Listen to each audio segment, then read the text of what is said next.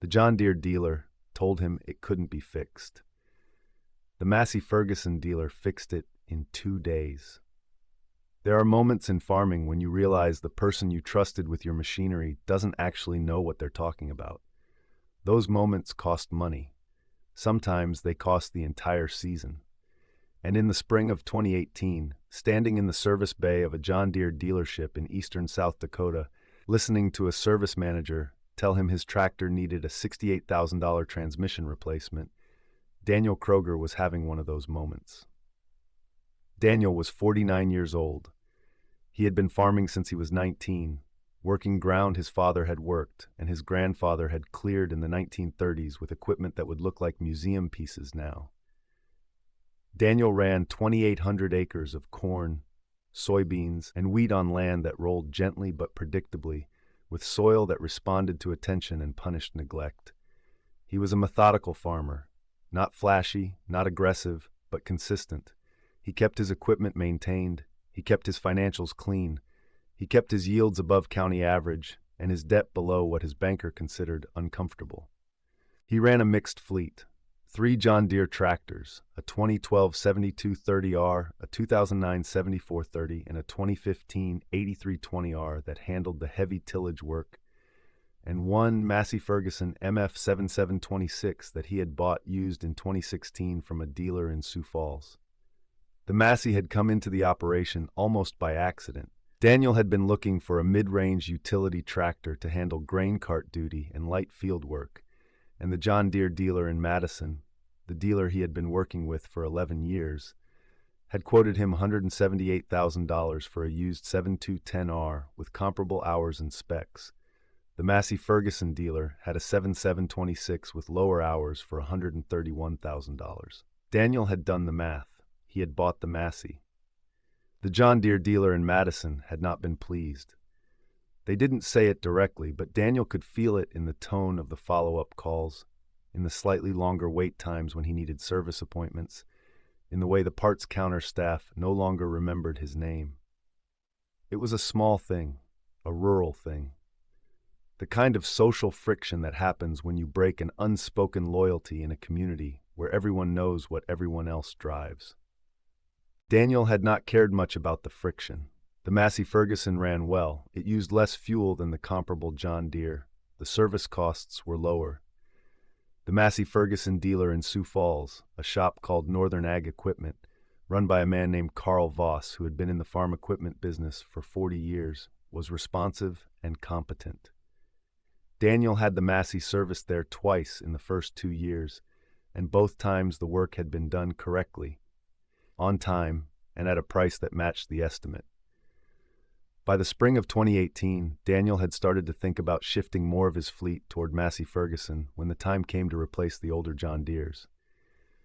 The 7726 had proven itself. The cost structure made sense. The dealer relationship was solid. It wasn't an emotional decision. It was arithmetic. And then 3 weeks before the 2018 planting season, the John Deere 7230R started having transmission problems. It began as a hesitation. Daniel was moving the tractor from the shop to the field, light load, no implement attached, and the transmission seemed to lag between gear changes. Not a grinding sound, not a slip, just a delay, a fraction of a second where the machine seemed to be thinking about what to do next before it did it. Daniel noticed it, but didn't worry about it. Transmissions on modern tractors were computer-controlled, and sometimes the control algorithms did things that felt odd but weren't actually mechanical failures. The hesitation got worse over the next 4 days. By the end of the week, the transmission was occasionally refusing to shift at all. Daniel would move the lever from 6th gear to 7th, and nothing would happen. The engine would rev. The tractor wouldn't accelerate. He would cycle the lever back to 6th, wait a moment, try again, and sometimes it would work. Sometimes it wouldn't. He called the John Deere dealer in Madison and scheduled a service appointment. They told him the earliest they could get him in was 10 days out. They were backed up with preseason maintenance appointments and a couple of emergency repairs that were taking longer than expected. Daniel said 10 days was too long. Planting season started in 12 days.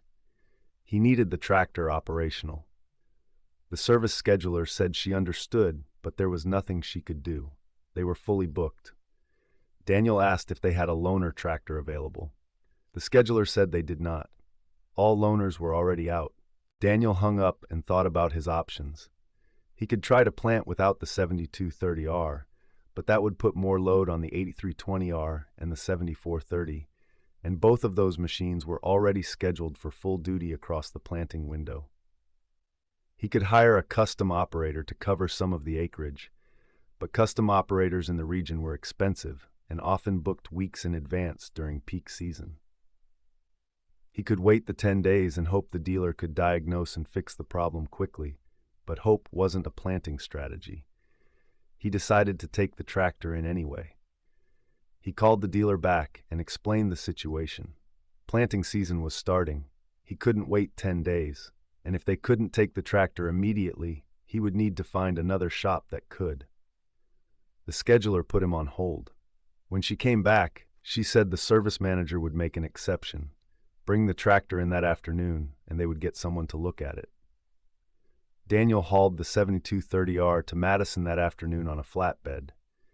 The service manager, a man named Rick Pendleton, who had been with the dealership for 16 years, met him in the service bay. Rick had Daniel describe the symptoms. Daniel walked through it: the hesitation, the refusal to shift, the intermittent nature of the problem. Rick made notes. He said they would run a diagnostic and get back to Daniel within 24 hours. Daniel went home and waited. 24 hours passed. He didn't hear anything. He called the dealership. Rick wasn't available. The service desk said they were still working on the diagnostic and would call him when they had information. Another day passed. Daniel called again. This time, Rick answered. He said the diagnostic had identified a fault in the transmission control system. The fault code indicated a failure in the transmission control unit itself, possibly combined with mechanical wear in the clutch packs inside the transmission. Rick said the recommended repair was to replace the transmission control unit, and depending on what they found when they opened the transmission, potentially replace the entire transmission assembly. Daniel asked what that would cost. Rick said the control unit alone was $8,400. If they had to replace the transmission, the part cost was between $38,000 and $51,000, depending on which remanufactured unit they sourced, and the labor would add other $9,000 to $17,000, depending on how the removal and installation went. Total estimate, $47,000 to $68,000. Daniel stood in his kitchen holding the phone and felt something cold settle in his chest. $68,000.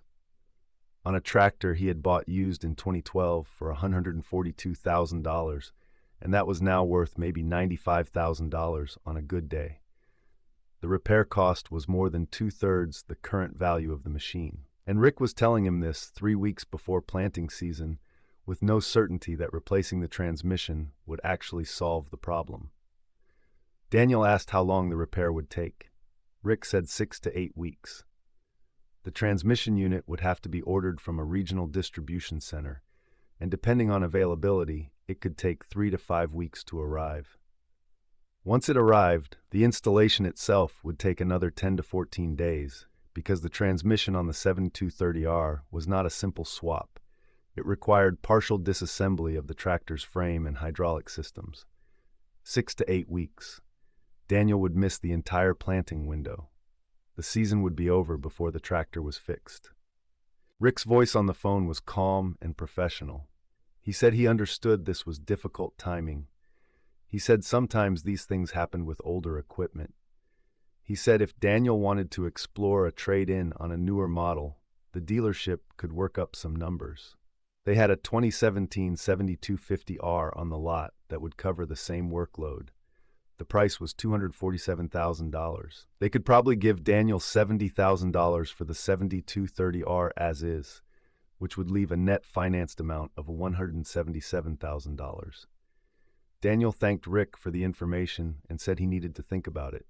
He hung up.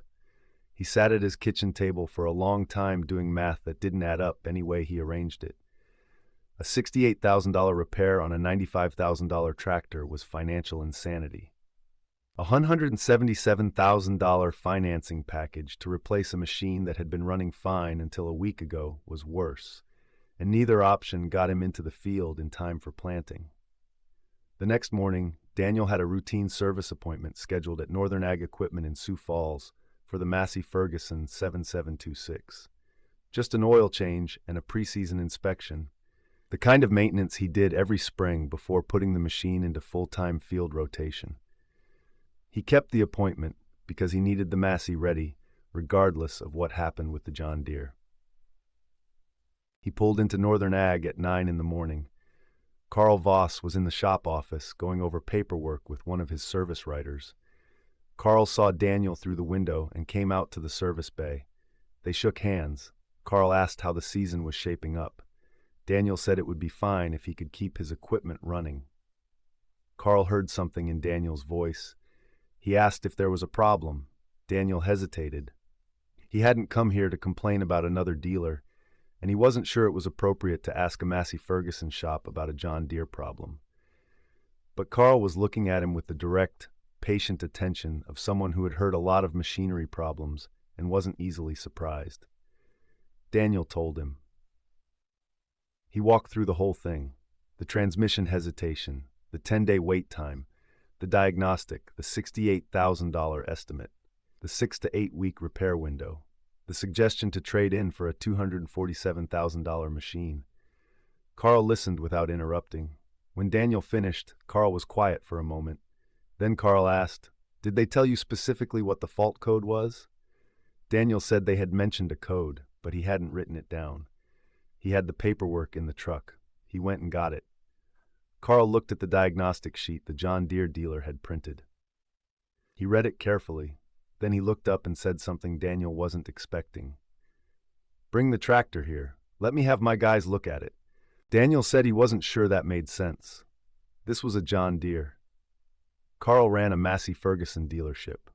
Carl said that was true, but his lead technician, a man named Tom Eisenbraun, had worked at a John Deere dealership for 12 years before coming to Northern Ag 3 years ago.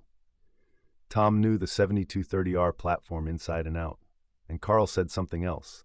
The fault code on the diagnostic sheet didn't necessarily mean the entire transmission was bad. It could mean a sensor. It could mean a wiring harness. It could mean a valve body that needed cleaning. Carl said if it was actually a full transmission failure, he would tell Daniel that. But he thought it was worth a second opinion before Daniel made a $68,000 decision. Daniel asked what a second diagnostic would cost. Carl said 2 hours of shop time, $270. If they found the same thing the John Deere dealer found, Daniel would be out $270, and he would know for certain. If they found something different, they could talk about what the actual repair would cost. Daniel said yes. He hauled the 7230R from Madison to Sioux Falls the next morning. Carl had Tom clear a bay. Tom was 41 years old, methodical, not someone who talked much, but someone who listened carefully when you described what a machine was doing. Daniel walked him through the symptoms the same way he had walked Rick through them. Tom made notes. He asked 3 specific questions. Had Daniel noticed any unusual noises from the transmission area? Had the tractor been doing any heavy pulling in the weeks before the problem started? Had anyone done any electrical work or software updates recently? Daniel answered, no unusual noises, no heavy pulling, mostly light transport and shop movements, no electrical work or updates that he knew of. Tom nodded. He said he would start with a full diagnostic scan and go from there. He estimated he would have preliminary findings by the end of the day. Daniel went home. Tom called him at 4:30 that afternoon. Tom said the diagnostic fault code was real. There was definitely something wrong in the transmission control system. But Tom had also run a manual test sequence on the transmission itself, bypassing the electronic controls, and the transmission had functioned normally through every gear. The clutch packs were engaging correctly. The hydraulic pressure was within spec. The mechanical components of the transmission were not the problem. Tom said the problem was in the control system. Specifically, a combination of a failing position sensor on the gear selector shaft and a contaminated valve body in the transmission's hydraulic control block. The sensor was sending inconsistent signals to the transmission computer, and the contaminated valve body was causing sluggish hydraulic response, which made the computer think there was a mechanical failure when there wasn't. Tom said the fix was to replace the position sensor and disassemble, clean, and rebuild the valve body. Total parts cost $840. Total labor approximately 14 hours. Total repair cost $2,650. Daniel asked if Tom was certain. Tom said he was as certain as he could be without actually doing the repair, but based on 30 years of working on transmissions, this was a sensor and valve issue, not a transmission failure. Tom said if he was wrong, if they did the repair and the problem wasn't solved, Northern Ag would eat the labor cost, and Daniel would only pay for the parts. Daniel authorized the repair. Tom started the work the next morning. By noon, he had the sensor replaced. By end of day, he had the valve body removed, disassembled, cleaned, and reinstalled. The following morning, he ran the tractor through 2 hours of test cycles. Every gear, every load condition, forward and reverse, with an implement attached to simulate real working loads. The transmission performed flawlessly. No hesitation, no delays, no fault codes. Tom called Daniel. The tractor was ready. Daniel drove to Sioux Falls and picked up the 7230R. The invoice was $2,680, slightly higher than the estimate because one of the valve body seals had been more damaged than Tom expected and had needed replacement. Daniel paid it. He shook Tom's hand. He shook Carl's hand. He hauled the tractor home. He did not call the John Deere dealer in Madison. Not yet. He put the 7230R into the field the next day. Planting season had started. The tractor ran 12-hour days for 9 consecutive days without a single transmission issue. The gear changes were smooth. The response was immediate. Whatever Tom had done, it had worked. On the 10th day, Daniel drove to Madison. He walked into the John Deere dealership with the invoice from Northern Ag Equipment in his hand. He asked to speak to Rick Pendleton. Rick came out to the customer area. Daniel handed him the invoice. Rick read it. His expression didn't change. He looked up and said, "So you took it somewhere else?" Daniel said, "You told me I needed a $68,000 transmission. A Massey Ferguson dealer fixed it for $2,600 in 2 days." Rick said, "Our diagnostic indicated a transmission control failure. We gave you the recommended repair based on manufacturer guidelines." Daniel said, "Your diagnostic was incomplete. The transmission wasn't bad. It was a sensor and a dirty valve. Your technician should have tested the mechanical system before recommending a full replacement." Rick's face tightened. He said, "We follow John Deere's diagnostic protocols. Those protocols are designed to prevent comebacks and ensure long-term reliability. Sometimes that means recommending more comprehensive repairs than a quick fix." Daniel said, "A comprehensive repair that costs $68,000 when the actual problem costs $2,600 isn't comprehensive. It's wrong. And if I had listened to you, I would have either blown $68,000 on a repair." By the fall of 2021, Daniel Kroeger's entire tractor fleet was red. Not because he had developed an emotional attachment to the brand. Not because Massey Ferguson had given him some kind of promotional deal. He had shifted because the math worked, and because Carl Voss and Tom Eisenbraun had proven themselves to be better at diagnosing and fixing equipment than the John Deere dealer who had been telling him for 11 years that they were the only shop he should trust. The John Deere dealership in Madison noticed. They noticed when Daniel stopped bringing equipment in for service. They noticed when he stopped buying parts.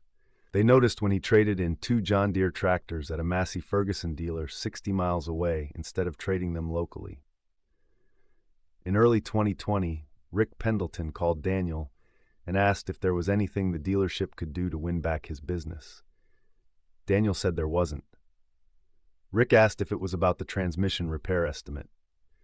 Daniel said it was about trust, and that once you lose it with a farmer, you don't get it back. Rick said he understood. He didn't try to argue. The call lasted 3 minutes. Daniel never spoke to Rick Pendleton again. But the story of the $68,000 transmission that didn't need replacing traveled through the farming community in eastern South Dakota the way stories like that always travel. Quietly, in coffee shops and co-op parking lots and equipment auctions, shared between farmers who had all been in the position of trying to decide whether a dealer's recommendation was accurate, or inflated. Carl Voss heard versions of the story at least a dozen times over the next 2 years. He never repeated it himself. He didn't need to. Word of mouth in rural South Dakota worked better than any advertising. Northern Ag's customer base grew by 18% between 2018 and 2021. Some of that was farmers switching from other brands. Some of it was farmers who had been buying used equipment privately deciding they wanted a dealer they could trust. Carl never marketed the fact that his shop had fixed a John Deere tractor that a John Deere dealer couldn't fix. He didn't need to. Daniel Kroeger told that story every time someone asked him why he had switched to Massey Ferguson. And Daniel told it plainly, without exaggeration, the way a man tells a story when the facts are dramatic enough on their own. The John Deere dealer told him it couldn't be fixed without a $68,000 transmission replacement. The Massey Ferguson dealer fixed it in 2 days for $2,600. The tractor ran flawlessly for another 3 years. The dealer who got it right earned a customer for life. The dealer who got it wrong lost one. That was the entire story. There was nothing else to say. Daniel Kroeger farmed 2,800 acres in eastern South Dakota with a full fleet of Massey Ferguson tractors, serviced by a dealer 60 miles away who had earned his business by being competent, honest, and fast when it mattered. He paid slightly more in fuel costs driving to Sioux Falls than he would have paid driving to Madison. It was worth every gallon. Because trust, once broken, doesn't rebuild itself. And in farming, trust is the only currency that matters when your machinery is down and the season won't wait.